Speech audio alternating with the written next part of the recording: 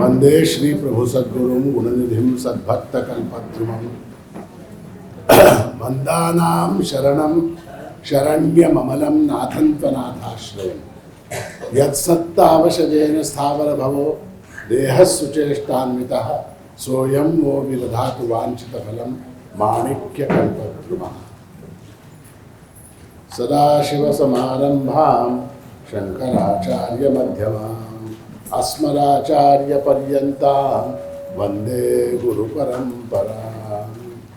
ॐ पार्थाय प्रतिबोधितां भगवता नारायणेन स्वयं व्यासेन ग्रथितां पुराणमुनिना मध्ये महाभारतम् अद्वैतामृतवर्षिणीं भगवतीम् अष्टादशाध्यायिनीम् अम्ब त्वाम् अनुसन्दधामि भगवद्गीते भवद्वेषिणी।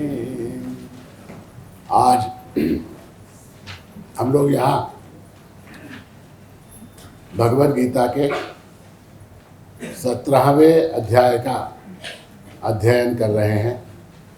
आप लोगों को मेरी आवाज़ आ रही है क्या? नहीं, मेरी आवाज़ मुझे ही बराबर नहीं है।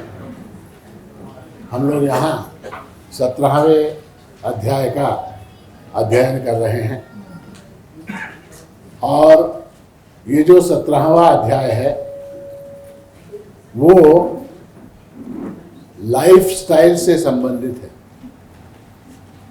अध्यात्म में प्रगति करने के लिए किस प्रकार का लाइफस्टाइल हो, हमारी जीवन शैली कैसी हो, इसके विषय में भगवान यहाँ विस्तार पूर्वक चर्चा कर रहे हैं। और ये जो अध्याय है ये कहाँ से उत्पन्न हुआ? तो 16वें अध्याय में अंत में भगवान ने कहा कि तस्मात् शास्त्रम प्रमाणन्ते कार्याकार्य व्यवस्थितौ, तुम्हारे लिए शास्त्र ही प्रमाण है, ऐसा कहा। अकार्य क्या है, कार्य क्या है, कर्तव्य क्या है, अकर्तव्य क्या है, ये अगर तुमको जानना है तो तुमको शास्त्र का सहारा लेना पड़ेगा। ऐसा किसने कहा? भगवान ने कहा। किससे कहा? अर्जुन से कहा। तो अर्जुन के मन में प्रश्न उठा कि जो लोग शास्त्र विधि को नहीं जानते किंतु जिनके मन में श्रद्धा है और श्रद्धा पूर्वक शास्त्र विधि का उल्लंघन करते हुए, अतिक्रमण करते हुए जो लोग पूजा, उपासना, जप, ध्यान, पारायण, भजन, प्रवचन, कीर्तन इत्यादि करते हैं, उनकी गति क्या होगी? उनकी वो उपासना सात्विक कहलाएगी, राजसिक कहलाएगी या तामसिक कहलाएगी? ऐसा प्रश्न अर्जुन ने पूछा। भगवान ने उसका उत्तर दिया कि सा श्रद्धा स्वभावजा, वो श्रद्धा जो है उस व्यक्ति के स्वभाव के अनुरूप होती है। और तुमको अगर टेस्ट करना है इसकी श्रद्धा सात्विक है, इसकी श्रद्धा राजसिक है, इसकी श्रद्धा तामसिक है, ऐसा अगर देखना है तो वो अपनी श्रद्धा का विनियोग उपासना में किस प्रकार से करता है इसको देखो, तो वहां से तुमको पता चलेगा। कैसे पता चलेगा? वो किसकी उपासना करता है ये देखो। अगर वो सात्विक देवताओं की उपासना करता है तो उसकी श्रद्धा सात्विक है। अगर वो यक्ष राक्षसों की उपासना करता है तो उसकी श्रद्धा राजसिक है। भूत प्रेतों की उपासना करता है तो तामसिक। उसी तरह से वो किस लिए करता है, मोटिव क्या है उसका, उस मोटिव के ऊपर से भी श्रद्धा का पता लगाया जा सकता है। और उसका जो मोड है, किस तरह से वो पूजा करता है, उसको देखो, वहाँ से भी तुमको पता लगेगा। इस प्रकार से श्रद्धा के विषय में अर्जुन ने जो प्रश्न पूछा था उसका उत्तर भगवान ने दिया। और उसके बाद भगवान जो है लाइफ स्टाइल से संबंधित अन्य अनेक बातें अर्जुन को बता रहे हैं। कौन कौन सी बातें? आहार, यज्ञ, तप, दान, 4 बात। आहार, यज्ञ, तप, 4। उसमें से हमने आहार का विषय देख लिया, यज्ञ का विषय देख लिया और तप का विषय विस्तार से देखा। तप का विषय कैसे देखा? तो करण दृष्टिया इम्प्लीमेंट के जो इम्प्लीमेंट्स जो हैं, जो टूल्स हैं, उसके हिसाब से भी देखा और गुण की दृष्टि से भी देखा। कायिक तप, वाचिक तप, मानसिक तप, ये हमने देखा। और उसके बाद सात्विक तप, राजसिक तप और तामसिक तप, ये भी हमने देखा। तप का विषय समाप्त हो गया। अब आज कौन सा विषय है हमारे सामने? दान। किंतु ये दान का विषय शुरू होने से पहले प्रभु महाराज ने क्या करवा लिया, प्रैक्टिकल रूप से यज्ञ भी करवा लिया और आपको भूखा रखा, तप भी हो गया। हमसे यज्ञ करवा लिया, आपको भूखा रखा, तप हो गया। अभी भूखा रखा मतलब क्या? आता का 4 वाजेपर्यंत तुम्हाला जेवण मिळणार नाही, तप, कायिक तप। तेवढे वेळ होणार तासाभर असो। तो अब यहां से आगे अब ये कौन सा विषय शुरू होता है? दान का विषय शुरू होता है। दान ऐसा है कि यज्ञ, दान और तप, ये 3 चीजें जो है, इनको भगवान ने कर्तव्य कहा है, ये करना ही है। कौन कौन से 3 कर्म? यज्ञ, दान, तप।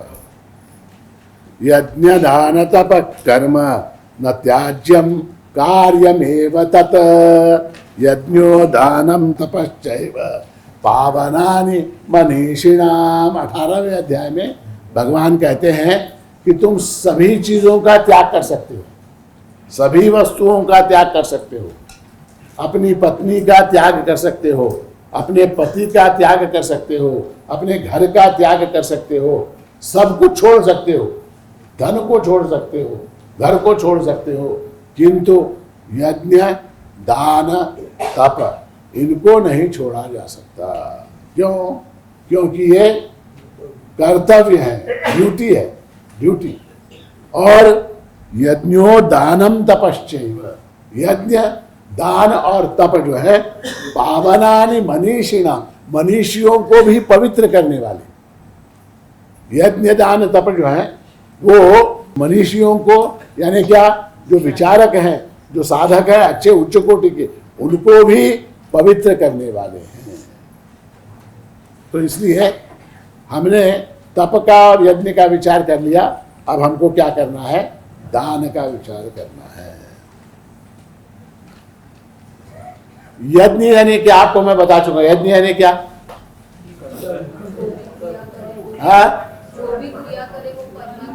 हाँ, जो भी क्रिया हम करें वो परमात्मा के लिए करें, परमात्मा के लिए करें। जब कर्म ईश्वरार्पण बुद्धि से किया जाता है तब वो यज्ञ बनता है। और 5 महायज्ञ मैंने आपको बताया जो प्रत्येक व्यक्ति को अवश्य करने चाहिए। कौन कौन से? ब्रह्मयज्ञ, देवयज्ञ, पितृयज्ञ, भूतयज्ञ और मनुष्य यज्ञ। इनका विस्तार मैं नहीं करूँ, ये आपको मैं बता चुका हूँ। अब जो है भगवान ने इन 5 महायज्ञों की महिमा जो है वो गीता में अनेक स्थानों पर गाई है, अनेक स्थानों पर। एक स्थान पे कहा है यज्ञ शिष्टाशनः सन्तः मुच्यन्ते सर्व किल्बिषैः भुञ्जते ते त्वघं पापा ये पचन्त्यात्म कारणात्। भगवान यहाँ कहते हैं हमको जो भोजन करना चाहिए वो कैसा करना चाहिए? यज्ञ शिष्ट, यज्ञ शिष्टाशनः। यज्ञ शिष्ट यानी क्या?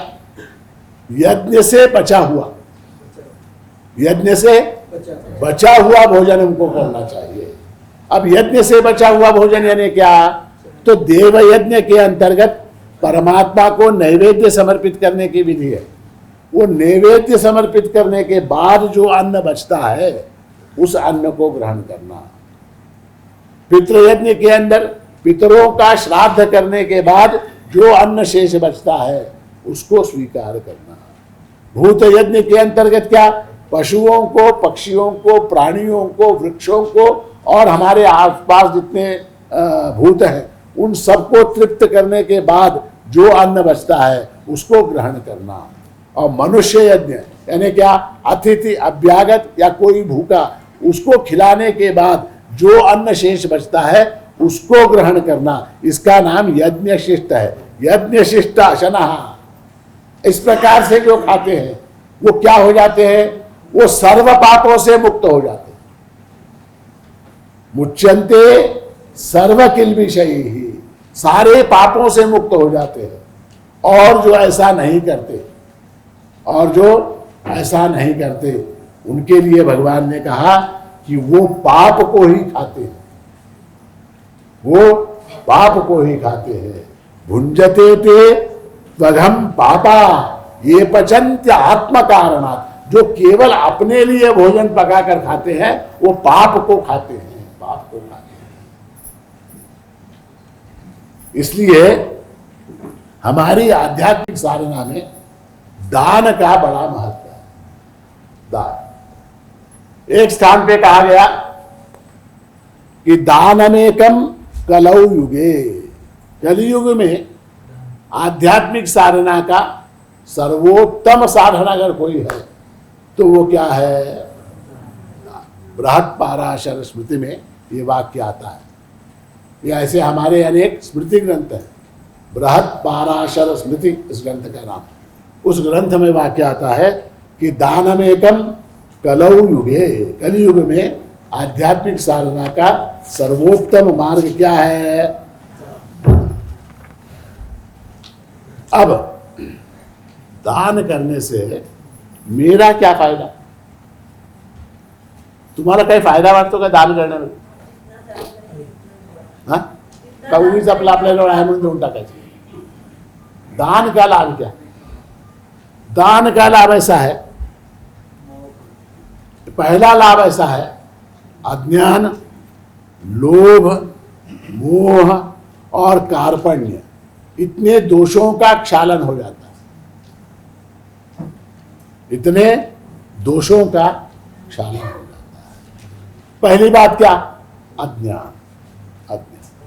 अज्ञान यानी क्या, इदम में स्यात्, इदम में स्यात् इति इच्छा काम शब्द, ये मेरा होना चाहिए, ये मेरे पास रहना चाहिए, ये भी मेरा होना चाहिए, ये जमीन भी मेरी, ये वाली जमीन भी मेरी, हे सोनं माझं, ते सोनं माझं, ते कपाट माझं, हे कपाट माझं, ही साड़ी माझी, ती साड़ी माझी, ये सब कुछ मेरा है।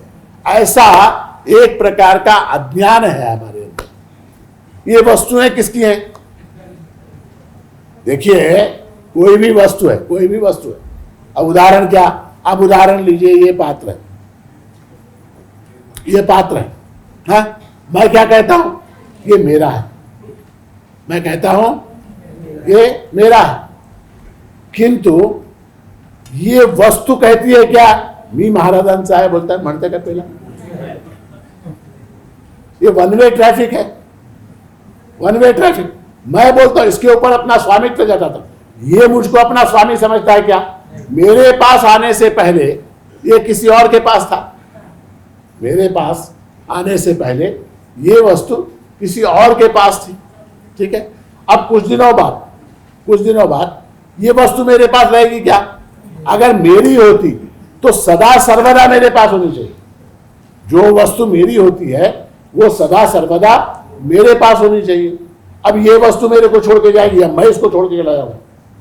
या तो ये वस्तु मुझको छोड़ देगी या मैं इस वस्तु को छोड़ दूंगा, तो ये मेरा हुआ क्या? नहीं हुआ, ठीक है? तो अब क्या हुआ, इस वस्तु को मेरा मानना ये क्या है? अज्ञान, ठीक है?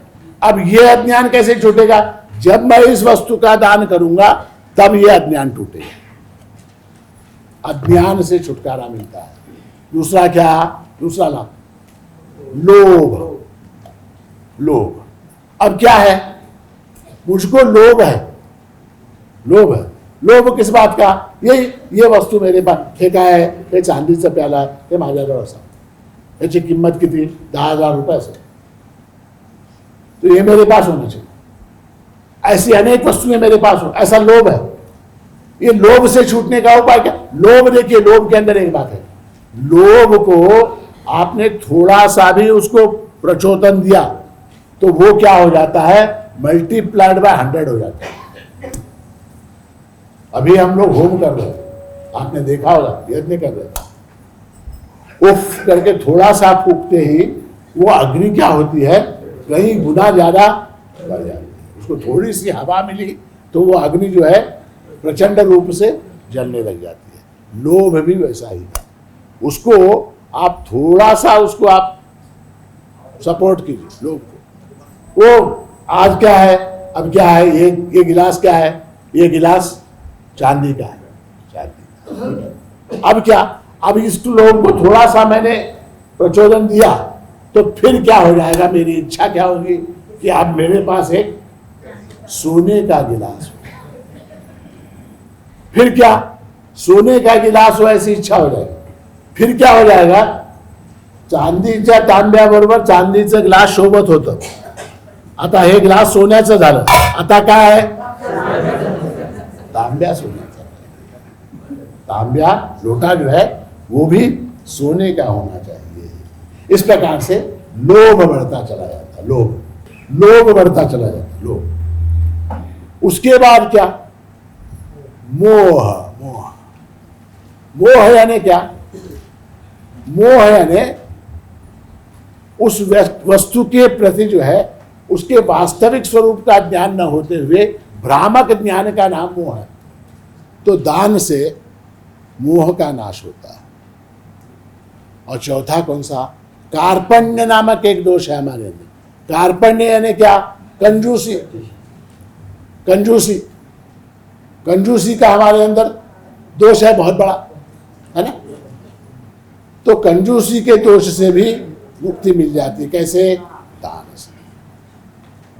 तो क्या हुआ, दोष निवारण या दोषों का क्षालन, ये क्या है, दान का पहला लाभ। दूसरा लाभ क्या है, दूसरा लाभ ऐसा है कि दान करने से हमारी प्रकृति के साथ समरसता हो जाती है, प्रकृति के साथ हमारी हार्मनी बढ़ती चली जाती है। कैसे बढ़ती है, तो आप देखिए, प्रकृति को देखिए, प्रकृति में प्रत्येक वस्तु जितनी है, नेचर के अंदर जितनी वस्तुएं हैं वो सब लेती है और देती है।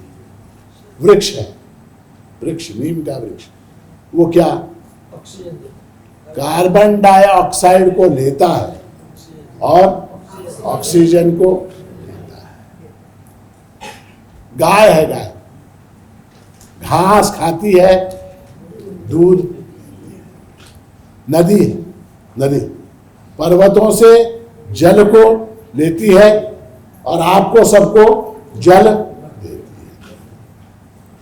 ठीक है, तो प्रकृति के अंदर जितनी वस्तुएं हैं वो सब उनका आदान प्रदान चालू, लेना देना चालू, लेना देना चालू।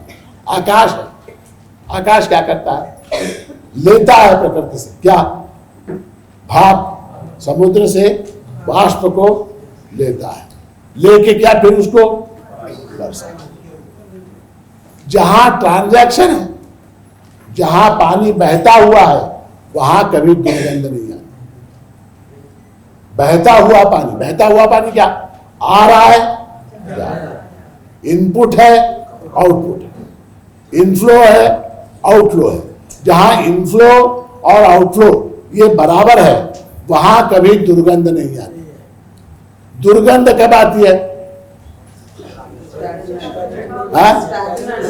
स्टैग्नेशन जहां हो, जहां पर स्टैग्नेशन हो वहां पर क्या हो जाता है कि दुर्गंध। जैसे हम देखिए, हमारा शरीर है, हमारा शरीर जो है हम प्रकृति से भोजन लेते हैं, ठीक है, प्रकृति से हमने भोजन लिया। अगर व्यायाम नहीं किया तो स्टैग्नेशन हो गया, अपचन हो गया। व्यायाम नहीं किया तो क्या हो गया, तो इसलिए जो है लेना और देना, लेन देन, ट्रांजैक्शन जहां होगा वहां पर व्यवहार त्याला मराठीत काम सुरळीत चालतो, सुव्यवस्थित रीति से चलता है। जहां केवल लेना ही लेना है और देना बिल्कुल नहीं है, वहां क्या, वहां स्टैग्नेशन हो जाता है। हमारा हाल कैसा है, हम प्रकृति से बहुत कुछ लेते हैं, प्रकृति को क्या देते हैं, समाज से हम बहुत कुछ लेते हैं, समाज को क्या देते हैं, समाज को हम, जैसे हम यहां बैठे, ये भवन है, ये भवन है, सुंदर भवन है। अब इस भवन को बनाने में कितने लोगों का योगदान होगा? जेसीबी वाला जिसने ये खोद के यहाँ फाउंडेशन के पिलर्स वगैरह, आरसीसी वाला जिसने आरसीसी कॉलम्स वगैरह बनाए, उसके बाद रूफ डालने वाला, उसके बाद दीवार बनने वाला, उसके बाद प्लास्टर करने वाला, उसके बाद फ्लोरिंग बिछाने वाला, फॉल सीलिंग करने वाला, इलेक्ट्रिसिटी वाला, एसी वाला, डेकोरेशन वाला, पर्दे वाला, टेलर, कारपेंटर, हैं, कितने लोग, आर्किटेक्ट, इंजीनियर, इतने सारे लोगों के प्रयास से यह हॉल बना। ठीक है, मैंने उनको वापस में क्या दिया? पैसा क्या, पैसा नहीं, मैं जिस मात्रा में मुझे लाभ हुआ उस मात्रा में मैंने पैसा दिया क्या उनको? समाज से हम बहुत कुछ लेते हैं, समाज से हम बहुत कुछ लेते हैं, मैं समाज को वापस करते हैं क्या? प्रकृति से ऑक्सीजन लेते हैं, प्रकृति को क्या देते हैं? वृक्षों से फल लेते हैं, वृक्षों को क्या देते हैं? नदी से जल लेते हैं, नदी को क्या देते हैं? समुद्र से भाप वर्षा लेते हैं, समुद्र को क्या देते हैं? कुछ नहीं देते। तो इसलिए जो है दान करने से हमारी सोशल रिस्पॉन्सिबिलिटी जो है, आजकल एक कानून है उसको कहते हैं कॉर्पोरेट सोशल रिस्पॉन्सिबिलिटी, CSR। कानून ऐसा है, चार्टर्ड अकाउंटेंट या बैठे, कानून ऐसा है किसी भी कंपनी को अपने प्रॉफिट में से 3% कंपल्सरीली CSR यानी क्या? कॉर्पोरेट सोशल रिस्पॉन्सिबिलिटी, वो निकाल के दान करना है, ये कानून है। उसी तरह से हमारी भी इंडिविजुअल सोशल रिस्पॉन्सिबिलिटी है, वो हम पूरा करते हैं क्या? नहीं करते। दान करने से कुछ मात्रा में वो सोशल रिस्पॉन्सिबिलिटी हमारी क्या हो जाती है? फुलफिल होती है। तीसरी बात क्या है? तीसरा लाभ ऐसा है कि दान करने से सामाजिक न्याय होता है। सामाजिक न्याय, देखिए हमारे यहाँ समाज में विषमता बहुत है। कुछ लोग ऐसे हैं जिनके पास भरपूर है, कुछ लोग ऐसे हैं जिनके पास कुछ नहीं। ठीक, अब ये जो दूरी है, ये जो गैप है, ये कैसे भरेगा? ये कैसे भरेगा? वो तभी भरेगा जब जिनके पास है वो अपने में से कुछ हिस्सा निकाल के उनको दें, जिनके पास नहीं है तो वो भी सामाजिक जो इम्बैलेंस है वो भी थोड़े हद तक, कुछ ना कुछ हद तक वो फुलफिल होगा। और उसके बाद क्या? चौथा है त्याग का अभ्यास, प्रैक्टिस। प्रैक्टिस किस बात की? प्रैक्टिस इस बात की कि ये जितनी वस्तुएं हैं जिनका मैं स्वयं को स्वामी समझता हूं, उन वस्तुओं के त्याग की हमको प्रैक्टिस करनी पड़ेगी। क्यों? क्योंकि एक दिन इन सभी वस्तुओं को हमको छोड़ना है।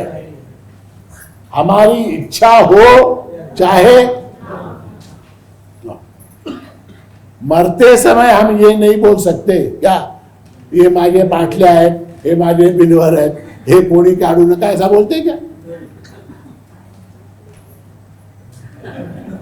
पाटल्या काढून घेतलेले कळत नहीं, बिलवर काढून घेतलेले कळत।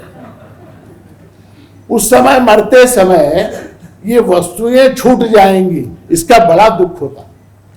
मृत्यु के दुख में एक दुख ऐसा है कि ये जितनी वस्तुएं मैंने जमा करके रखी, काय होतं हो आमच्या वडिलांच्या वेळेला? हा, काय होतं? हा, पत्र्याचं घर होतं नुसतं, हे 3 मंजिल मी केलो, 3 मंजिल मी केलो।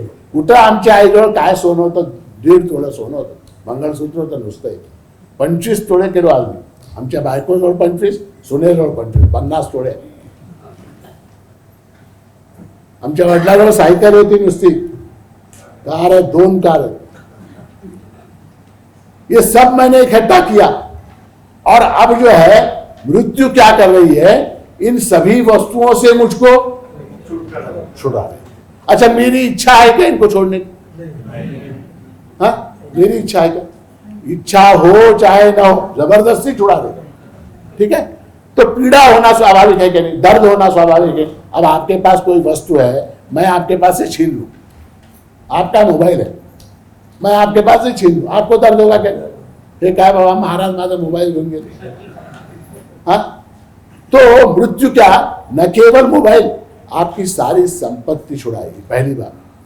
दूसरी बात क्या, आपके जितने संबंध हैं उन सारे संबंधों को छुड़ा देगी, उन सारे संबंधों को छुड़ाए. धनानि भूमौ पशवश्च गोष्ठे भार्या गृहद्वारि सुता श्मशाने देहश्चितायां परलोक मार्गे धर्मानुगो गच्छति जीव एकः.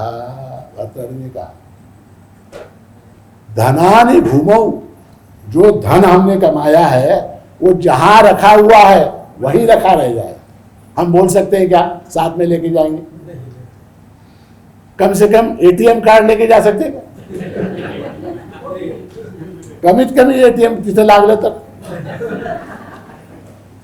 धनानि भूमौ पशवश्च गोष्ठे, पशु हाथी घोड़े, पुराने जमाने में हाथी घोड़े थे, अब क्या है, अब गाड़ी है, घोड़ा, मोटरसाइकिल है, ये कार है, ये सारी चीजें, इनको लेके जा सकते हैं क्या? कमीत कमी एक मोटरसाइकिल. पशवश्च गोष्ठे, वो जहां रखे हैं गैरेज के अंदर वहीं रहेंगे. पशवश्च गोष्ठे भार्या गृहद्वारि, पत्नी है, पत्नी है, पत्नी से अत्यंत प्रेम है, जीवापाड प्रेम आहे. तिला घेऊन जाऊ शकतो का? नाही, तू मोब घेऊन जातोस, तिने येते का विचार? तू मोब घेऊन जातोस, तिने यायला तयार आहे काय? भार्या गृहद्वारि, कहां तक आ सकती पत्नी? घर के दरवाजे तक, बाहर नहीं, घर के दरवाजे तक बाहर नहीं आ सकती. सुता स्मशानी, बेटे हैं, 4 मुलं महाराज, 4 मुलं. मोठा वकील आहे, नंबर 2चा डॉक्टर आहे, नंबर 3चा इंजिनियर आहे, 4था नालायक होता, त्याला पॉलिटिक्स मध्ये घालून टाकलं.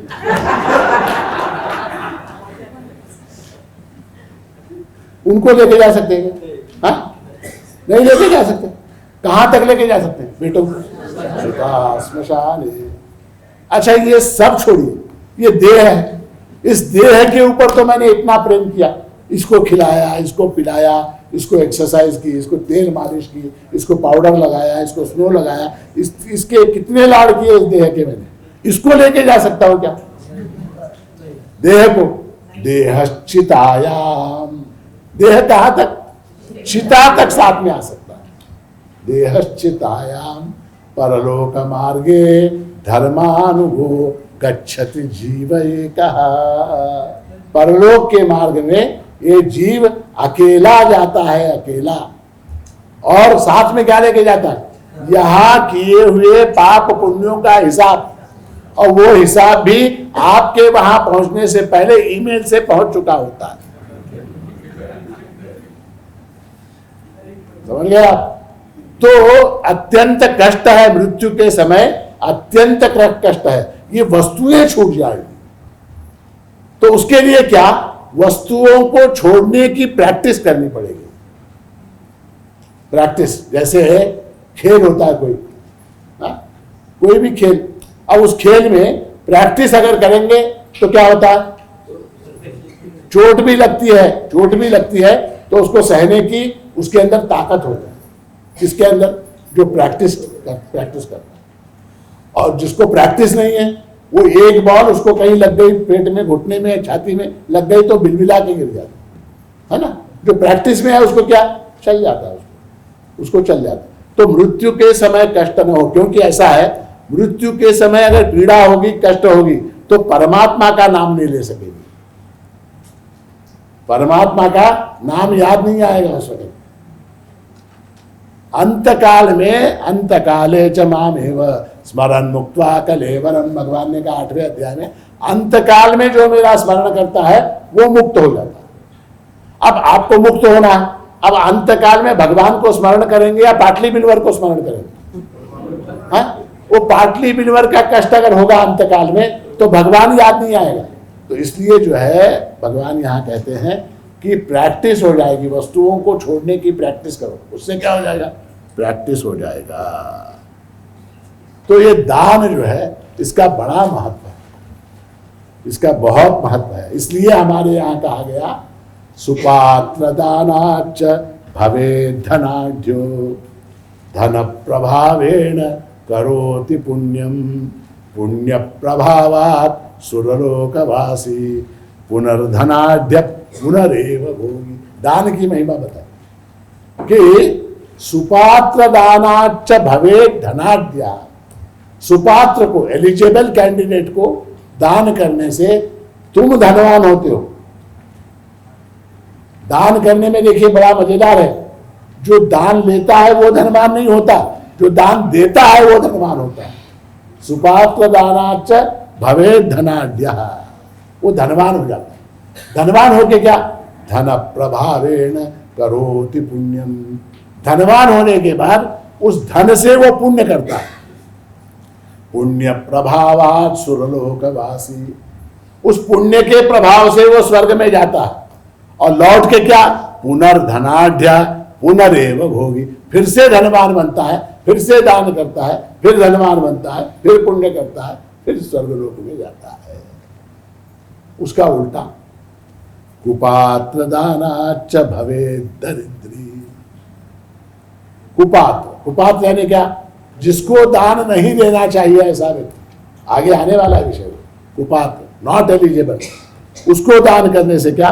कुपात्र दानाच्च भवेत् दरिद्री दारिद्र्य दोषेण करोति पापम। कुपात्र को दान करने से व्यक्ति क्या हो जाता है? दरिद्री हो जाता है, और दारिद्र्य के दोष से क्या करता है? फिर पाप करता है। पाप प्रभावान नरकम प्रयाति, और पाप के प्रभाव से कहा जाता है? नरक में जाता है। पुनर्दरिद्र पुनरेव पापी, वो पुनः दरिद्र बन के ही पैदा होता है, पुनः पाप ही करता है।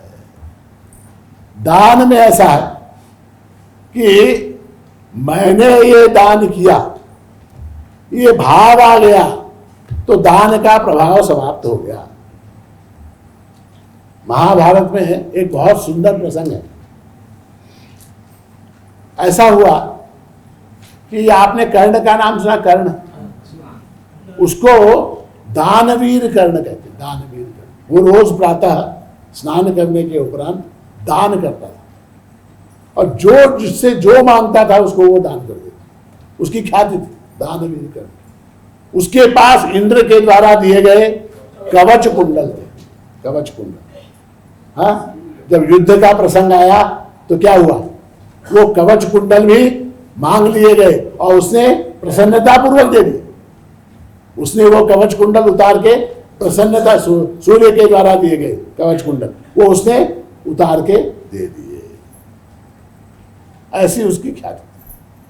अर्जुन को ये लगता था सब लोग उसको दानवीर कर्ण बोलते हैं, उसको नहीं बोलते। मैं भी दान करता हूं, मी पण दान करतो, त्याचं काय, त्याला दानवीर में मला कोण दानवीर म्हणत। तो ये दुख जो है उसने एक दिन क्या किया, भगवान श्री कृष्ण से कह के, मला हे बरं वाटतं,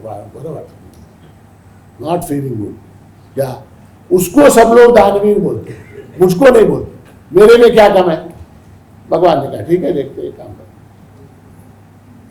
भगवान ने अपनी माया से एक सुवर्ण का पर्वत निर्मित कर, किसका? सोन्याचं पर्वत, और अर्जुन से कहा दान करो। अर्जुन ने एक जेसीबी मंगवाया, बुलडोजर मंगवाया, उसको खुदवाया, खुदवा के लोगों से कहा आओ दान लेके जाओ। भीम, नकुल, अर्जुन, सहदेव सब लोग जो है वो बुट्टी से क्या मतलब फावड़ा लेके टोकरी में सोना भर भर के लोगों को ये लेके जाओ, ये लेके जाओ, ये टोकरी भर भर के दे, टोकरी भर भर के सोना। अर्जुन स्वयं फावड़े से पसीना पसीना हो रहा, फावड़े से सोना लेना, टोकरी के अंदर भरना, हाँ या उमाताई या घेऊन जा, या कर्णिक या घेऊन जा, देसाई घेऊन जा, सबको बुला बुला के दान किया। फिर भी इन लोगों ने, लोग बदमाश, लोगों ने उसको दानवीर नहीं कहा। भरभरून दिलं हो, सोनं असं बुट्टीमध्ये भरून दिलं। उसके बाद दुख हुआ, उसको शाम तक दान किया। शाम तक दान किया, वो लोग ले गए, देसाई सगरोडे लागे होंगे, माता नांदेड लागे होंगे, यानी ठाणा लागे होंगे, तरी मुंबईला घेऊन गेले, पण कोणी दानवीर म्हणाल गया कृष्ण के पास, काय एवढं सगळं करून सुद्धा काय उपयोग नाही, लोक फार हे आहेत, घेऊन गेले तरी हे करत नाही, कसं ऐसा बोल, ठीक है। अब ऐसा करते हैं, इसकी परीक्षा करते हैं, क्यों ऐसा है।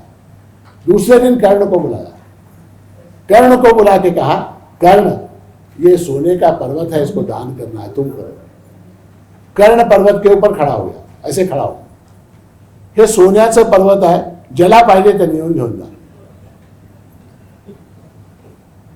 उसने उठा के नहीं दिया, उसने किसी को बुलाया नहीं, ज्याला पाहिजे त्याने येऊन घेऊन जा।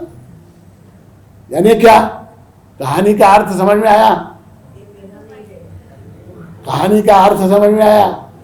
अर्जुन जो है वो क्या, हे घ्या, हे मी देऊ लागलो, हे घेऊन जा, हे घेऊन जा, मी देऊ लागलो। अरे सोने का पर्वत है, जिसको जितना चाहिए जेसीबी लगाएगा, खोदेगा, लेके तू कौन देने वाला, तू कौन है। अच्छा वो पर्वत तूने बनाया क्या, हलवाई के दुकान के ऊपर फात्या, पर्वत किसने बनाया, पर्वत बनाया श्री कृष्ण ने, तू कौन दान करने वाला। उसी तरह से ये सारी वस्तुएं जो है ना, ये वस्तुएं परमात्मा की, हमारी नहीं है, ये वस्तुएं हमारी नहीं है, हमको उपयोग करने के लिए मिली है, हमको उपयोग करने के लिए मिली है, ये वस्तुएं परमात्मा की हैं। इसलिए इस दान का अभिमान करने से दान का पुण्य क्षीण हो जाता है। और शास्त्र में एक बहुत महत्व की बात कही गई है, आपको बताता हूं। कहा गया है, श्रद्धया देयम अश्रद्धया देयम, श्रद्धा से देना चाहिए, श्रद्धा से देना चाहिए, श्रद्धा न भी हो तो भी देना चाहिए। समझ में आई बात, श्रद्धया देयम अश्रद्धया देयम, और क्या, श्रद्धया देयम अश्रद्धया अदेयम, श्रद्धा से देना चाहिए, अश्रद्धा से नहीं देना चाहिए। कहने का तात्पर्य है, हर परिस्थिति में हमको दान करना चाहिए, दान करने से अनेक लाभ हैं। दान हमारी आध्यात्मिक उन्नति का एक बहुत बड़ा साधन है। व्रत, पर्व, विशेष अवसर आते हैं, पुण्यकाल, ऐसे अवसर पर दान करने की परंपरा है। अधिक मास, अधिक मास हमारे दान करता कि नहीं, काय, हाँ, अनारसे, अनारसे जावयाला तुपातले, महाराजांना तेलातले, जावयाला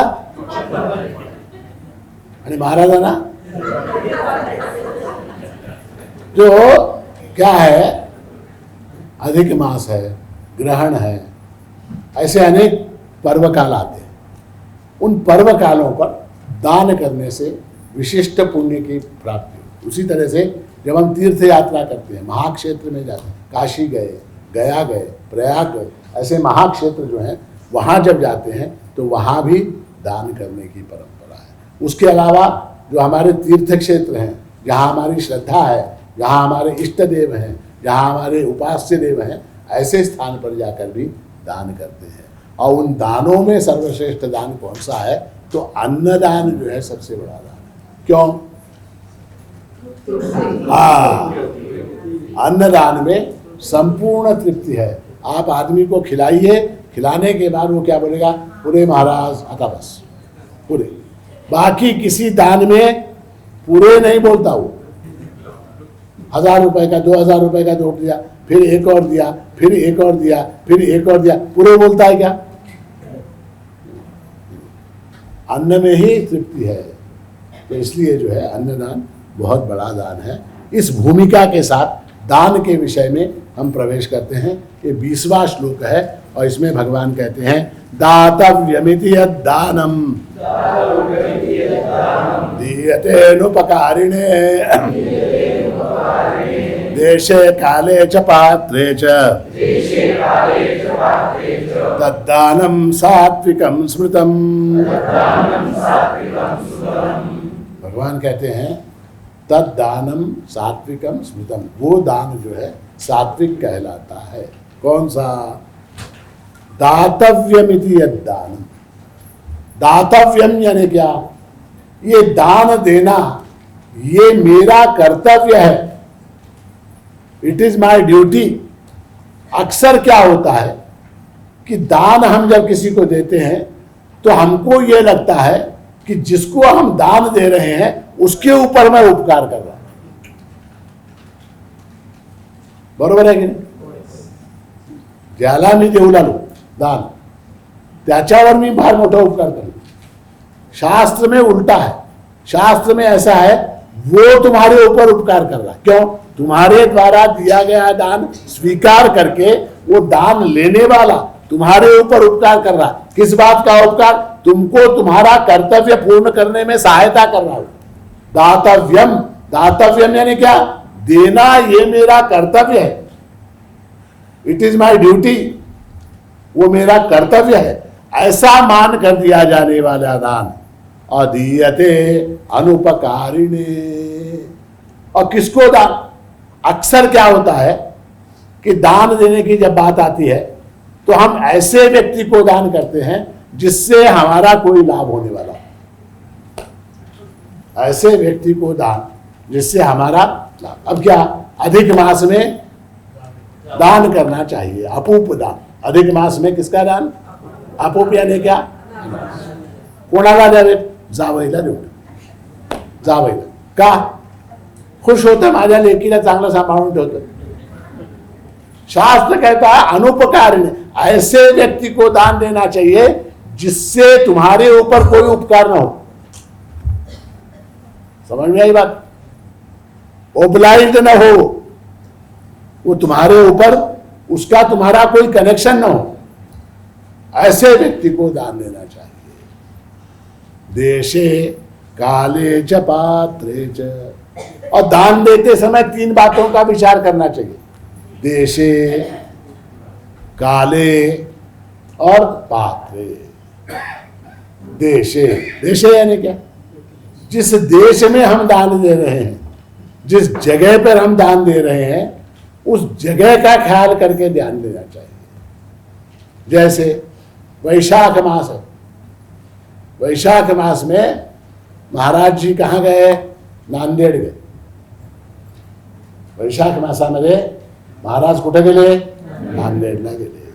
आता नांदेडच्या भक्तांनी, एका भक्तांनी अत्यंत प्रेमपूर्वक महाराजांना एक ब्लँकेट दान केलं किंवा एक घोंगडं, ब्लँकेट। महाराज तुमच्यासाठी एक ब्लँकेट आम्ही आणलंय, हे तुम्ही स्वीकार केलंच पाहिजे। नांदेड में ब्लैंकेट, जहां ऑलरेडी 47-48 है टेम्परेचर, वहां पर ये भक्त जो है दान कर रहा। क्या? देशे। तो देश देखकर नांदेड में अगर दे रहे तो कुछ ठंडा लिंबाचं सरबत आणले महाराज घ्या, ताक आहे महाराज घ्या, हा हे कॉटनची बंडी आहे तुम्ही घाला, हे थंड असते हे घाला, ऐसा कुछ देना चाहिए ना। अब वो सूट को क्या बोलते हैं उसको? ब्लैंकेट। देशे। उसी तरह काले, काल, वैशाख मास, वैशाख मास में ब्लैंकेट देना। दिसंबर में, कार्तिक मास में, मार्गशीर्ष मास में अगर कोई ब्लैंकेट दान करता है तो अच्छी बात है, अच्छी बात है। ग्रीष्म ऋतु में, ज्येष्ठ मास में, वैशाख मास में ब्लैंकेट दान कर रहा है, क्या होगा? काले, काल देखना चाहिए, कौन सी ऋतु है, कौन सा महीना है, कौन सा समय है, क्या चल रहा है, वातावरण क्या है। पात्रे च। और वो जो कैंडिडेट है जिसको दान दे रहे हैं उसकी पात्रता क्या है? उसकी पात्रता को देखकर उसको दान देना चाहिए। अक्सर क्या है, दान देखिए, गिफ्ट भी जो है ना एक प्रकार का दान है, गिफ्ट भी एक प्रकार का दान। महाराज आमचा मुलगा BE पास झाला, छान, आता काय? आता पुढच्या महिन्यात तो अमेरिकेला जाणार आहे, तो पुढच्या महिन्यात अमेरिकेला जाणार आहे, म्हणून एक छोटं कार्यक्रम, मग त्याला काय द्यायचं? सगळ्यांनी त्यांनी हे दिलं, त्यांनी दिलं। महाराजांनी त्याला एक संध्याचं पंचपात्र दिलं। काय दिलं? संध्येचं पंचपात्र दिलं. पात्र आहे का तो? ते पात्र घ्यायला अमेरिकेला चाललाय तो.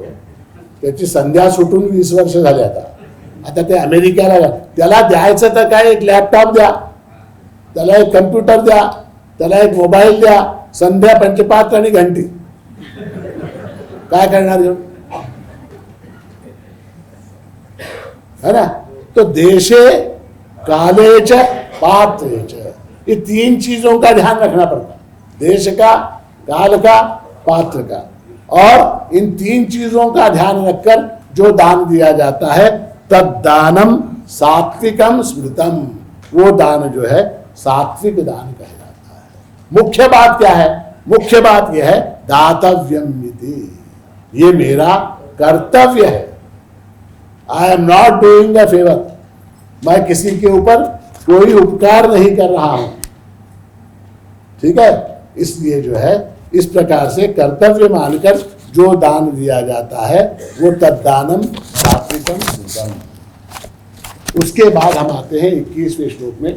यहां पर भगवान राजस दान का वर्णन कर रहे हैं. यत्तु प्रत्युपकारार्थम फलमुद्दिश्य वा पुनः दीयते च परिक्लिष्टम तद्दानं राजसंस्मृतम्. ऐसा है, इसमें भगवान कहते हैं कि जो दान प्रत्युपकार के लिए किया जाता है. पहली बात, प्रत्युपकार यानी क्या? मी तुला दान दिलं की नाही? दिलं की नाही? मग माझं हे काम कर, रिटर्न गिफ्ट. मी तुला दान दिलं की नहीं? अब कोई ब्राह्मण है, कोई गरीब है, कोई किसी को हम दान देते, ब्राह्मणाला बोलावून दान द्या, ब्राह्मण को बुला के दान दिया. ठीक है? अब ब्राह्मण को बुला के दान दिया, उसके बाद क्या? महाराज तुम्ही आमच्या घरी दान घेतला होता होय, आता या थोडं आमच्या घराला चुना लावायचं आहे, थोडं या थोडं मदत करा. तो यत्तु प्रत्युपकारार्थम, और क्या? फलम उद्देश्य, ये दान करने से मुझको अमुक फल की प्राप्ति होगी, ऐसी फल की आकांक्षा रखकर दीयते च परिक्लिष्टम. दीयते च परिक्लिष्टम यानी क्या? देते समय बहुत कष्ट होता है, देते समय बहुत कष्ट होता है. दीयते च परिक्लिष्टम, देते समय अगर, देखिए आप दान करने की कोशिश कीजिए, देते समय अगर मनात चर्र म्हणलं तर ते राजस दान है म्हणून समजा. तद्दानम राजस स्मृतम. क्या होता है बहुत बार, अब वो लोग दर्शन के लिए आते, मेरा अपना अनुभव बता, लोग दर्शन के लिए आते हैं, वो महाराज के सामने एक थाली रखी होती. अब कोई उसमें 10 रुपए, कोई 100 रुपए, कोई 500 रुपए, कोई 2000, अपने अपने नोट दे. एक आदमी आता है, ठीक है? अब एक आदमी आता है और जेब से ऐसे पैसे निकालता है, वो गलती से 500 का नोट निकल जाता. वो क्या कंफ्यूज होता, वो पहले विचार करके रखता, 500चे इथं आहेत, 50चे इथं आहेत, 100चे इथं आहेत. ठीक आहे? महाराजांना किती घालायचे? 10ची घालायचे, ते 10ची इथं आहे. वो गलती से क्या हो जाता है, उसका हाथ इधर चला जाता और निकालने के बाद 500 आता परत ठेवता येत. महाराज पाहू आले, परत ठेवतायत. आता काय? आता गप डोळे मिटून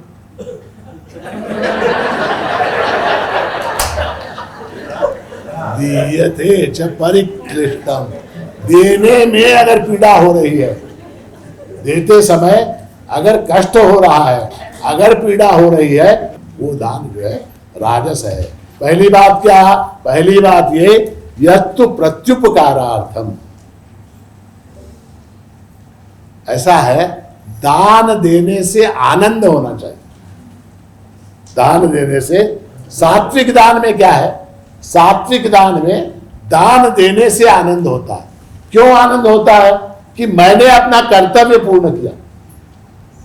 जैसे अब मान लीजिए ये प्रवचन समाप्त हुआ, ये प्रवचन समाप्त होने के बाद मुझको एक प्रकार का संतोष होता है क्या संतोष होता है, क्या आनंद होता है? मैंने अपना कर्तव्य पूर्ण किया, I have done my duty, इस प्रकार का एक संतोष होता है। ठीक है, सात्विक दान में संतोष होता है। क्या संतोष होता है, आनंद होता है कि मैंने अपना कर्तव्य पूर्ण किया।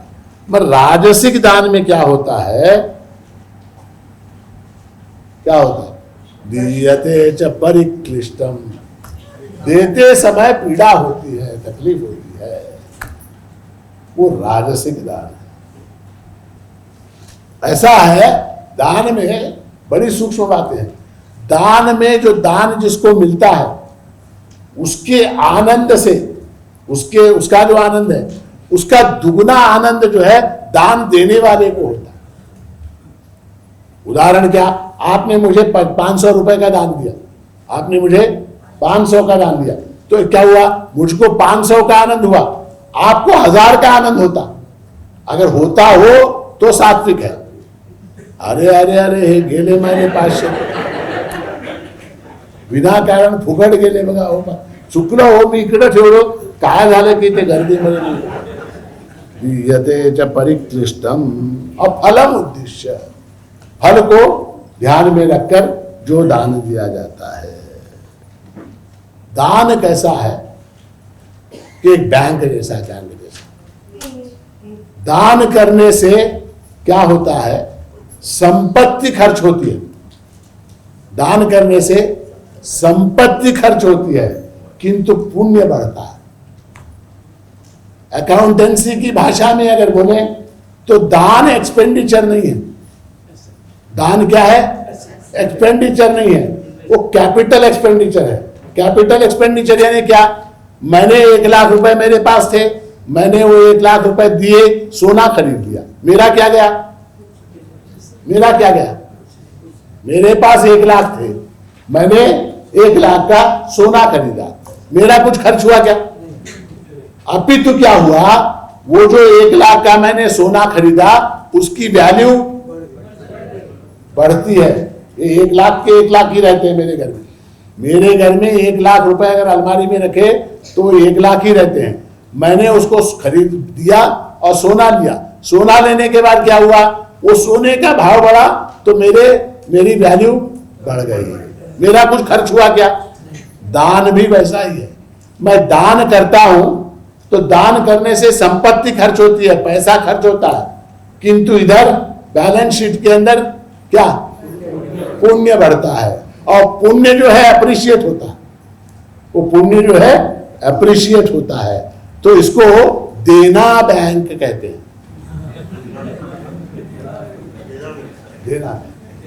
देना बैंक कहने क्या? देना, दान करना। हमको क्या है? हमको सिर्फ लेना बैंक मानो, हमको सिर्फ लेना बैंक मानो। देना बैंक कहने क्या? देना बैंक कहने दान करना। तो राजस्थान समझ में आया? हाँ, दीयते च परिक्लिष्टम यानी क्या? हाँ,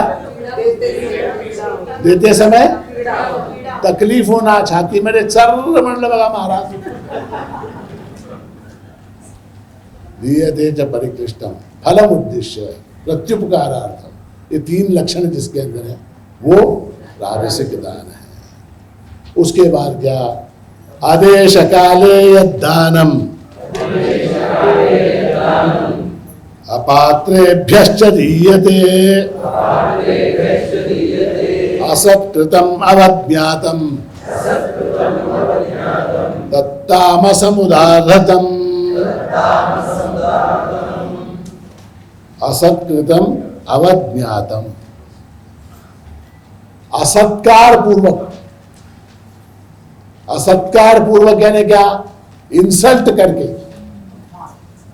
किसी व्यक्ति का अपमान करके, उसका सत्कार न करते हुए असत्कृतम।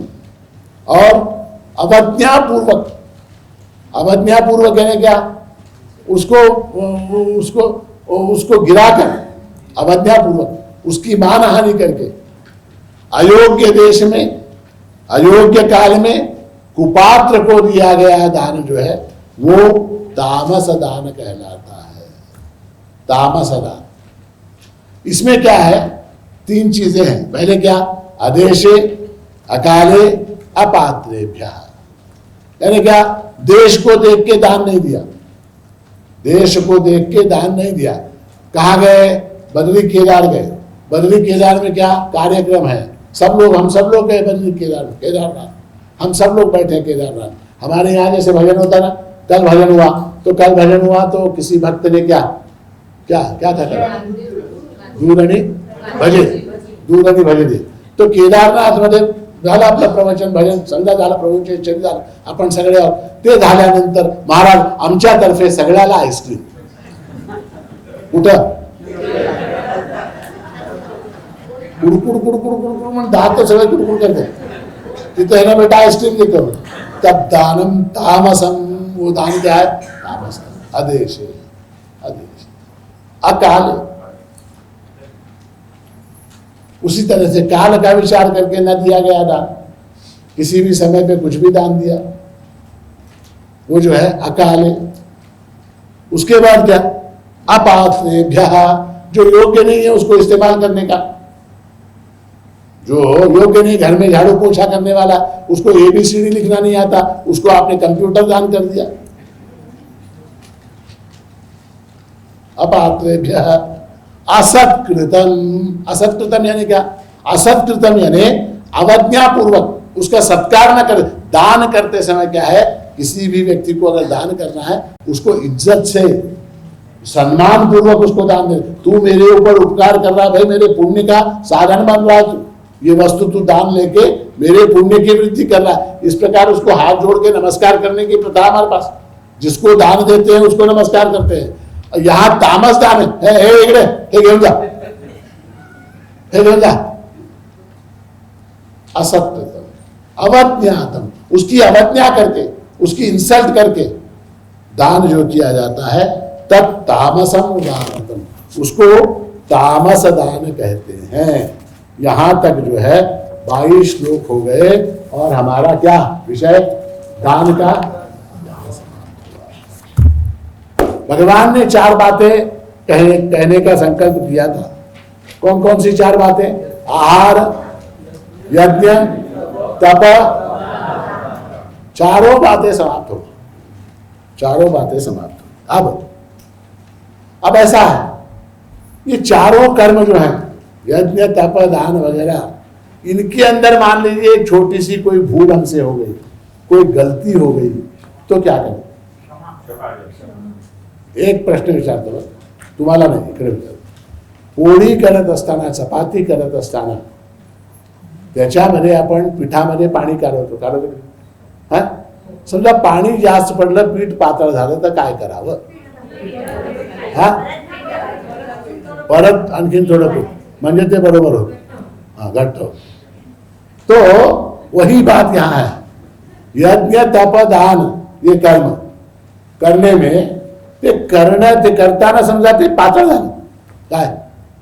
यज्ञ, तप, दान बिगड़ गया, कुछ गलती हो गई, उसको सुधारेंगे कैसे? उसको कैसे सुधारेंगे?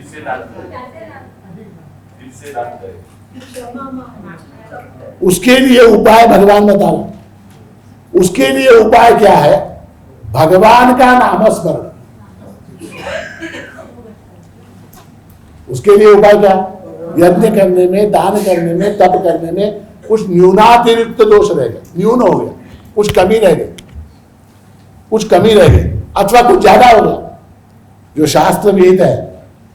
भगवान ने कहा ना, तस्मात् शास्त्रम प्रमाणन्ते, शास्त्र में जो बताया गया है उससे ज्यादा हो गया या उससे कम हो गया, गलती हो गई, उसको कैसे सुधारेंगे?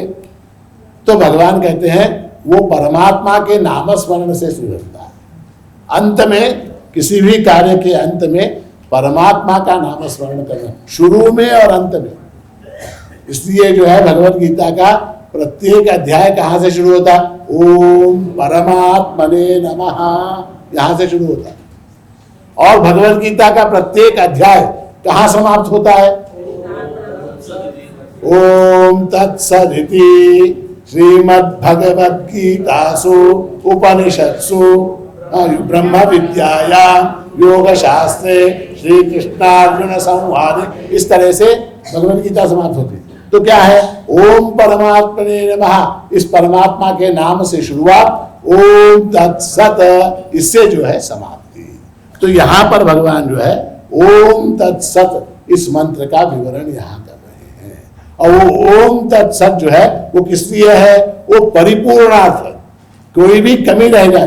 क्योंकि देखिए ये 17वां अध्याय न केवल यहाँ इस दान के वर्णन के साथ 17वां अध्याय समाप्त हो रहा है, बल्कि अब यहां से ओम तत्सत से अब ये भगवत गीता भी समाप्त हो रही है। अब कहां जा रहे हैं इसके बाद भगवान, 18वें अध्याय में उपसंहार में जा रहे हैं। भगवत गीता भी अब समाप्त होने को है, इसलिए जो है भगवान जो है यहाँ पर क्या ओम तत्सत इसका विवेचन यहाँ कर रहे हैं। तो ये 23वां श्लोक है। इस एक श्लोक के ऊपर हम विचार करेंगे। यह आज का अंतिम श्लोक है, इसके ऊपर विचार करेंगे। अब कितने हो गए, 23 हो जाएंगे इसके साथ। उसके बाद बचेंगे 5। कल वो 5 श्लोक हम लेके संपूर्ण करेंगे। ओम तत्सदिति निर्देशो ब्रह्मणस्त्रिविधः स्मृतः ब्राह्मणास्तेन वेदाश्च यज्ञाश्च विहिता पुरा।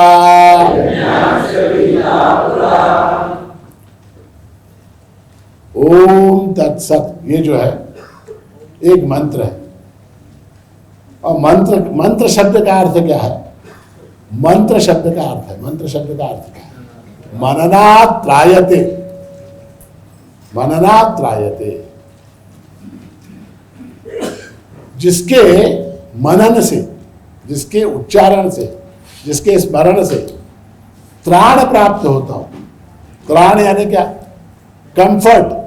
त्राण यानी किसी पीड़ा से छुटकारा। जैसे मान लीजिए ये लोटा है, ठीक है, अब ये गिलास है, इसको मैं बहुत देर तक पकड़ा रहूंगा तो मेरा क्या हाथ दर्द देगा। जैसे ही मैंने इसको यहां रखा मुझको क्या प्राप्त हुआ, त्राण प्राप्त हुआ। त्राण, त्राण प्राप्त हुआ। त्राण यानी क्या, त्राण यानी छुटकारा, त्राण यानी छुटकारा। मननात् त्रायते, जिसके मनन से, जिसके चिंतन से, जिसके स्मरण से, जिसके उच्चारण से हमको भव सागर से त्राण मिल जाता है, उसको मंत्र कहते हैं। अब जो है ओम तत्सत ये जो है एक मंत्र है। इसके अंदर कितने शब्द हैं, ओम तत्, ये जो है ना, ये वाला जो श्लोक है 23वां, इसके अंदर इस संपूर्ण मंत्र की भूमिका बताई गई है। ये मंत्र क्या है, किस लिए है, इसका क्या उपयोग है, ये सारा कुछ यहाँ बताया। उसके बाद 24, 25, 26, 27, 28 में भगवान एक एक अक्षर को, एक एक शब्द को लेकर ओम तत् सत इस तरह से अलग अलग अर्थ जो है वो कल बताने वाले हैं। अब क्या है, एक बर्ड्स आई व्यू, ओम तत् सत इस मंत्र का एक बर्ड्स आई व्यू हम लोग देखने वाले हैं। इसमें जो है 3 शब्द हैं, ओम तत् सत। ओम यानी क्या, ओम यानी ओम शब्द जो है वो हमारे हिंदू धर्म का, सनातन आर्य वैदिक संस्कृति का सबसे पवित्रतम ऐसा सिंबल है, सबसे पवित्रतम ऐसा एक सिंबल है। ठीक है, ये किसका सिंबल है,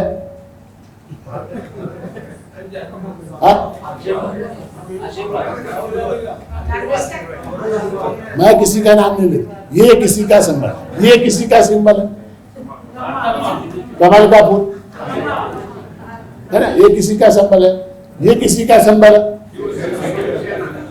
है ना, अनेक अनेक सिंबल है। साइकिल, साइकिल एक सिंबल है, ये इलेक्शन सिंबल है। परमात्मा का सिंबल क्या, ओम। ओम जो है वो अक्षर भी है, स्वर भी है, ध्वनि भी है और सिंबल भी है, चित्र भी है। ओम का अर्थ क्या, ओम जो है अव धातु से ओम शब्द बना, अवति,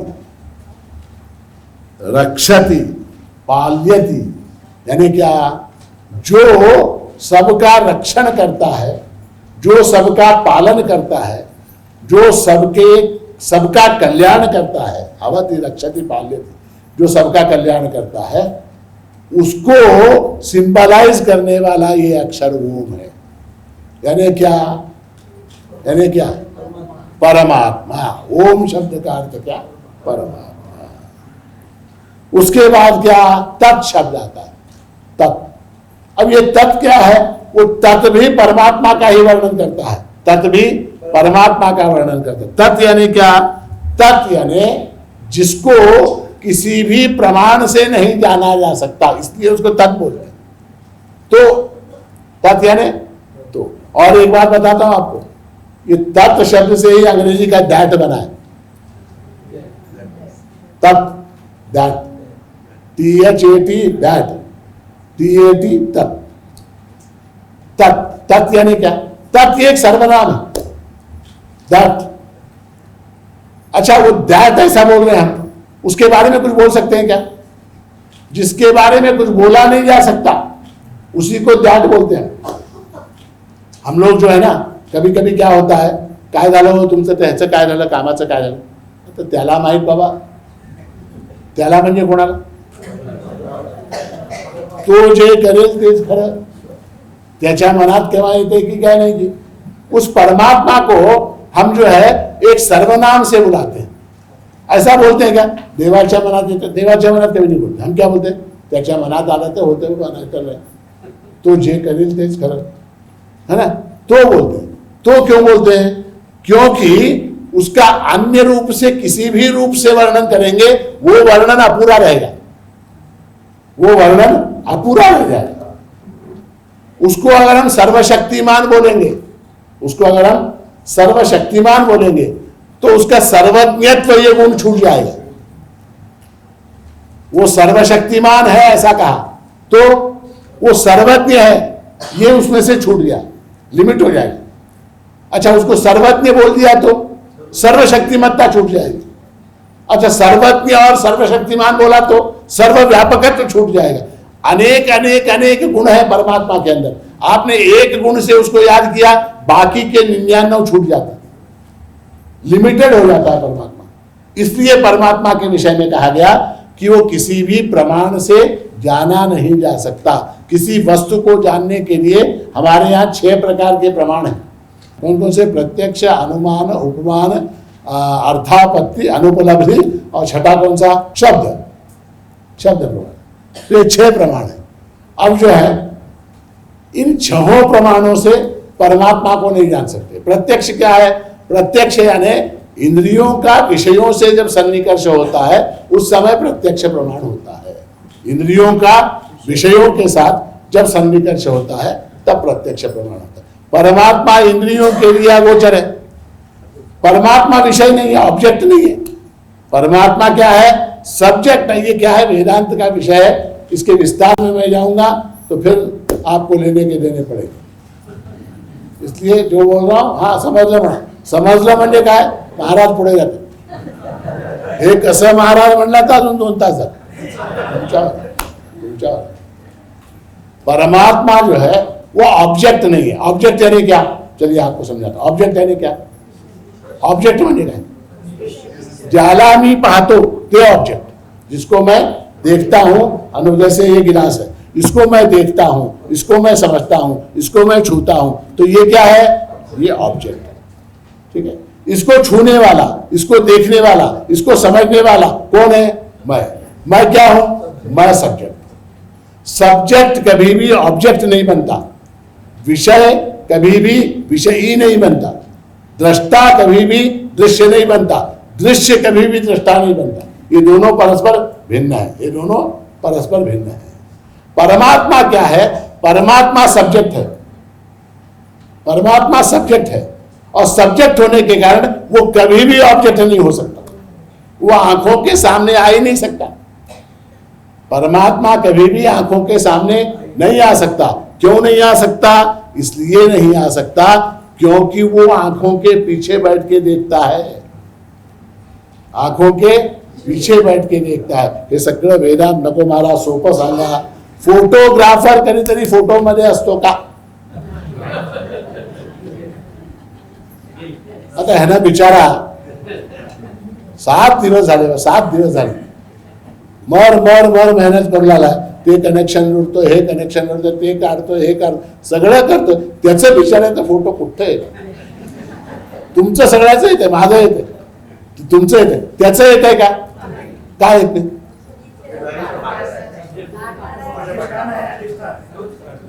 तोच पाहणारा आहे, पाहणारा तोच आहे, कॅमेऱ्याच्या मागे तो कसं काय फोटोमध्ये? परमात्मा पाहणारा आहे. हे डोळे काय पाहिजे? काय खिडक्या आहेत? हे डोळे त्या खिडक्या आहेत, ह्या खिडकीमधून पाहणारा कोण आहे? परमात्मा. तो समोर येऊ शकतो का? आता तुम्ही चष्मा घातला की नाही? चष्मा घातला, तुम्हाला चष्म्यातून जग दिसते की नाही? चश्म्यातून जग दिसते. चश्मा में से आपको दुनिया दिखाई देती कि नहीं? चश्मा दिखाई देता है, चश्मा क्यों नहीं दिखाई देता? ऐसा है, चश्मा देखने के लिए, किसी वस्तु को जानने के लिए देखने वाले में और दिखने वाले वस्तु में फर्क होना चाहिए, थोड़ा भेद होना चाहिए, अंतर होना चाहिए, अंतर होना चाहिए। देखने वाले में और दिखने वाले में अंतर होना चाहिए। चश्मा क्या है? अत्यंत नजदीक है। चश्मे से मैं सारी दुनिया को देख सकता हूं, चश्मे को देख सकता हूं क्या? अब मैंने चश्मा निकाला, अब मैं चश्मे को देख सकता हूं कि नहीं? परमात्मा मुझसे भिन्न अगर होता, परमात्मा माझ्यापासून वेगळा असला असता तर मी त्याला नक्की पाहिलं असतं, मी नक्की पाहिलं असतं त्याला. ज्या अर्थी तो दिसत नाही, असून दिसत नाही, ज्या अर्थी तो असून दिसत नाही, त्या अर्थी तो काय आहे? तो माझं स्वरूप आहे म्हणून तो दिसत नाही, अप्रमेय है, अगोचर है, इसलिए जो है उस परमात्मा को तत्व कहते हैं। और उसके बाद तीसरा शब्द क्या? सत्य। सत्य यानी क्या? सत्य यानी एग्जिस्टेंस, सत्य यानी सत्ता, सत्य यानी होना, किसी भी वस्तु का होना जो है वो सत्ता है। जैसे देखिए, ये अंगूठी है, कल मैंने अंगूठी का उदाहरण दिया। अब यहां क्या क्या चीजें हैं बताइए, इसमें क्या क्या है? क्या क्या है? हाँ, आकार है, रूप है, रूप है, नाम है, सोना है, सोना नहीं, सोना, सोना आहे, सोना आहे, ठीक आहे. आता इथं काय? हे काय? ह्याच्यात काय काय? नाम आहे, रूप आहे, काच, काच आहे, ठीक आहे. इथं काय? नाम आहे, रूप आहे, चांदी आहे. आता ह्या तिन्ही मध्ये कॉमन काय? आहेपणा, आहेपणा. अंगठी आहे, चश्मा आहे, पेला आहे, ठीक है. इन तीनों के अंदर कॉमन क्या है? आहे, एग्जिस्टेंस. अच्छा, इसमें से आहेपना जो है पना जो है, एग्जिस्टेंस है, उसको अगर निकाल दिया जाए तो यहां क्या रहेगा? अच्छा, एक और बात, वो जो एग्जिस्टेंस है, जो आहेपणा आहे, तो आहेपणा हा पेला तयार झाला त्याच्या आधीपासून आहे का नंतर आला?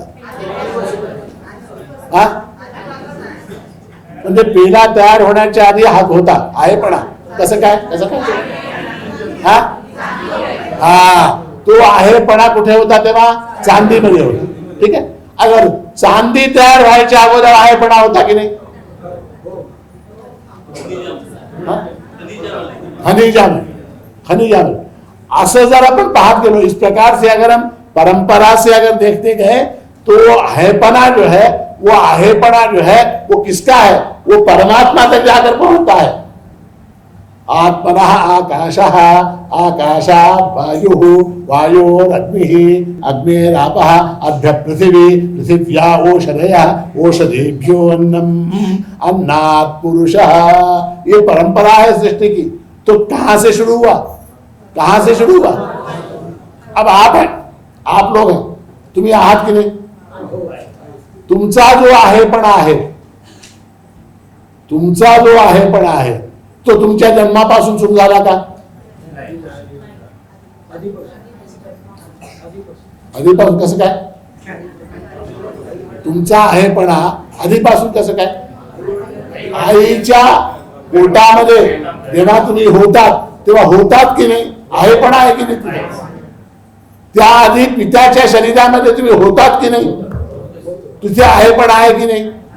मग त्याच्या बापात तो आहेपणा कंटिन्युअस आहे. बर, आता तो पूर्वी होता, आता नंतर हा आहेपणा राहणार आहे की नाही? नंतर हा आहेपणा, ये जो आहेपणा है, ये अस्तित्व है, ये एग्जिस्टेंस है, ये तुम्हारे शरीर के नष्ट होने के बाद रहने वाला है कि नहीं? किस रूप में? कोळसा, राख. पण राखने नदीत टाकून दिली गंगेमध्ये, तर मिटलं काय आहेपणा? काही पाण्याच्या रूपाने. तो ये अस्तित्व, एग्जिस्टेंस जो है वो अनादि है और अनंत है. वो परमात्मा का लक्षण है. जो अनादि अनंत वस्तु होती है वो परमात्मा. सिंपल. अनादि अनंत इज इक्वल टू परमात्मा. एग्जिस्टेंस इज इक्वल टू अनादि अनंत. Therefore existence is equal to परमात्मा. इक्वेशन समझ में आया? फिर से बोलता हूं, अनादि अनंत इज इक्वल टू परमात्मा. जो वस्तु अनादि है और अनंत है वो परमात्मा है. ठीक है? अनादि अनंत इज इक्वल टू एग्जिस्टेंस. जो अनादि है, जो अनंत है, वो एग्जिस्टेंस है. इसलिए एग्जिस्टेंस इज इक्वल टू परमात्मा. समझे? सत्य, जो सत्य निज सुखे नृत्य सकल करि कृत्य जयाची सत्ता है ना प्रभु का वर्णन. तो सत्य यानी क्या? सत्य यानी सत्ता रूप से जो परमात्मा निरंतर नित्य बना हुआ है, जिसका कभी नाश नहीं होता, ऐसा ओम तत्सत. ये जो है ब्रह्मणः निर्देशः, ये ब्रह्म का क्या है? निर्देश है. निर्देश यानी क्या? निर्देश यानी उसका नाम है. उसका नाम है किसका? परमात्मा का. विधि स्मृतः, और सृष्टि के रचयिता ब्रह्मा जी ने इस मंत्र को उच्चारण करके सृष्टि की रचना की. कहने का तात्पर्य क्या? परमात्मा को स्मरण करके ब्रह्मा जी ने इस सृष्टि की रचना की. ऐसा है कि ब्रह्मा जी द्वारा ये जो शब्द है अथ शब्द भी इसी कोटि का है. अथ, उसके बाद ओम तत्सत, ये जो है वहां से जिस सृष्टि की आरंभ से ये परंपरा है. क्या? किसी भी कार्य को प्रारंभ करने से पहले, किसी भी कार्य को समाप्त करते समय परमात्मा का नाम ओम तत्सत इस रूप में लिया जाता है. ये परंपरा है. जैसी परंपरा पूर्वजों ने बनाई उसका पालन करना हमारा कर्तव्य. जैसे उदाहरण क्या? जैसे वो कौन था उसका नाम जिसने टेलीफोन बनाया? Graham Bell. उसने बेचारे ने टेलीफोन बना दिया. टेलीफोन बनाया. टेलीफोन बनाने के बाद उसको टेस्ट करना था. उसने किसी दूसरे के घर में भी एक यंत्र लगाया, कनेक्शन किया, तो उसने घंटी बजाई. अब उठा के क्या बोले? तो उसने जो है उठा के बोला हेलो. अब हेलो शब्द का आप देखिए डिक्शनरी के अंदर कोई अर्थ नहीं है. हेलो शब्दाचा काही अर्थ नाही. ज्याप्रमाणे हाय शब्दाचा अर्थ नाही. हायला काय अर्थ आहे का? हायला काय अर्थ नाही. HIGH हाय त्याला अर्थ आहे. हाय म्हणजे उंच. HIGH त्याला अर्थ. हाय काय अर्थ? त्याप्रमाणे उसी तरह से हेलो शब्द का भी कोई अर्थ नहीं. किंतु वो जो कौन सा ग्राहम बेल जो था उसके मुंह से निकल गया हेलो. अब क्या हो गया? ओम तत्सत. अब क्या? वो परंपरा बनी. अब वहां से जो परंपरा शुरू हुई, हम सब लोग अब तक हेलो बोलते हैं. तो सृष्टि को बनाते समय ब्रह्मा जी ने परमात्मा का जो स्मरण किया वो इन शब्दों में किया. कौन से? ओम तत्सत. और क्या? इस मंत्र के उच्चारण से, ओम तत्सत, इस मंत्र के उच्चारण से तामसिक जो हमारे यज्ञ दान तप वगैरह है वो सात्विक बनते हैं. राजसिक जो यज्ञ दान तप है वो सात्विक बनते हैं। कैसे बनते हैं? कैसे बनते हैं? यज्ञ दान तप वगैरह जो राजसिक हैं, जो तामसिक हैं, वो सात्विक कैसे बनेंगे? नहीं, उदाहरण जाना था सर, उदाहरण द्या. श्रीखंड आंबट आहे. श्रीखंड काय? त्याला गोड करायला काय करावं? साखर घातलं की मग ते अमृता होनी गोड नाम तुझे. ये राजसिक तामसिक हो रहा. यज्ञ दान तप वगैरह हमारा क्या हो रहा है? राजसिक हो रहा है. उसको अगर सात्विक बनाना है तो क्या करना पड़ेगा? उसमें ओम तत्सत मिला दिया उसके अंदर. पाडुनी अमृत निजलीला साखवी साखवी, है ना? प्रभु की स्तुति में है. जो हमारा जीवन कष्टमय है उसको प्रभु क्या करता है? पाडुनी अमृत निजलीला साखवी. तो ओम तत्सत का लाभ क्या है इस मंत्र के उच्चारण का? हमारे जो राजसिक और तामसिक कर्म है, राजसिक और तामसिक हमारे जो यज्ञ दान तप इत्यादि हैं, वो भी परमात्मा के स्मरण से क्या हो जाते हैं? सात्विक हो जाते हैं. और क्या? और इस श्लोक में महत्व का यह है, ब्राह्मणास्तेन वेदाश्च यज्ञाश्च विहिता पुराः. ब्रह्मा जी ने सृष्टि जब उत्पन्न की तो सृष्टि तो बहुत सुंदर उत्पन्न की, किंतु उसके अंदर तीन चीजें महत्व की उत्पन्न की. कौन कौन सी? वेद, यज्ञ और ब्राह्मण. वेद, यज्ञ और ब्राह्मण. यज्ञ महत्व का क्यों? क्योंकि यज्ञ जो है वो सृष्टि की समता को बनाए रखने के लिए, सृष्टि के अंदर हार्मनी को बनाए रखने के लिए यज्ञ आवश्यक है. यज्ञ यानी क्या?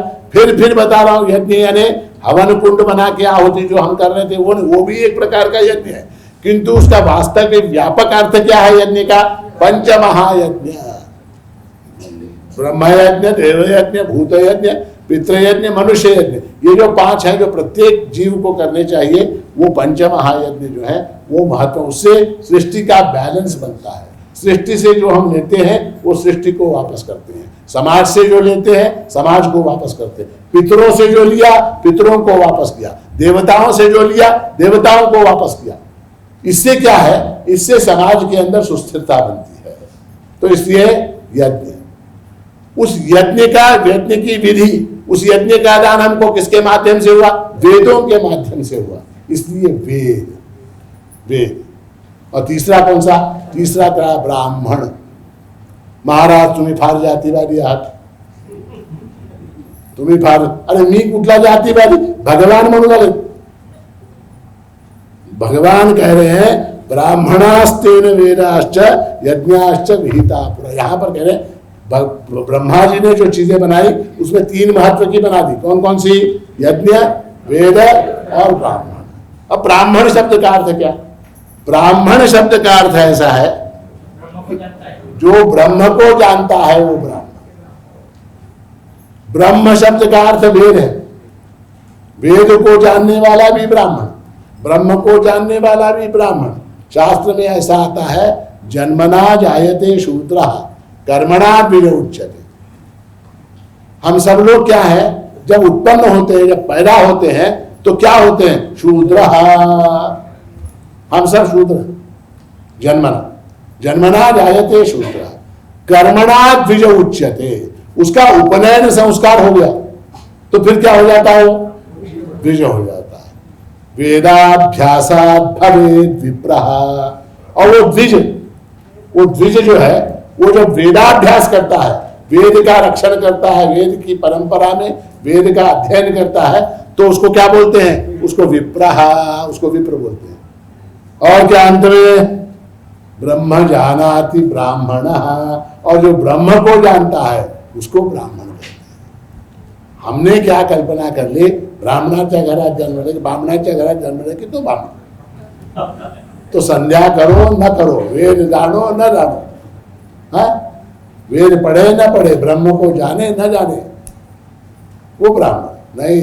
भगवान का यहाँ जो है जन्म ब्राह्मण नहीं, कर्म ब्राह्मण की बात कर रहे हैं भगवान, या गुण ब्राह्मण की बात कर रहे हैं कि जो ब्रह्म को जानता है वो ब्राह्मण है। तो भगवान ने जो है क्या, ब्रह्मा जी ने 3 चीजें बनाई महत्व की, उसमें क्या यज्ञ महत्व का है। यज्ञ शब्द का अर्थ त्याग है, समाज के लिए, बांधवों के लिए, परिवार के लिए, मित्रों के लिए हम जो भी त्याग करते हैं वो यज्ञ, वो यज्ञ। और महत्व का क्या, जो भोजन करते हैं वो भी यज्ञ है। तो अब क्या, अब समय हो गया है, अब फिर यज्ञ का समय हो गया, उदर भरण रोहे साणिजे यज्ञ कर्म, तो वो यज्ञ करने का समय हो गया। इसलिए जो है आज के विषय को यही रोकता हूं। अब बचे कितने हमारे श्लोक, कल जो है हम बाकी के 5 श्लोक लेंगे और उसके साथ हम इस ज्ञान यज्ञ की पूर्णाहुति करेंगे। कल जो है हमारा विषय 17वां अध्याय का समाप्त होगा। अवधूत चिंतन श्री गुरुदेव सद्गुरु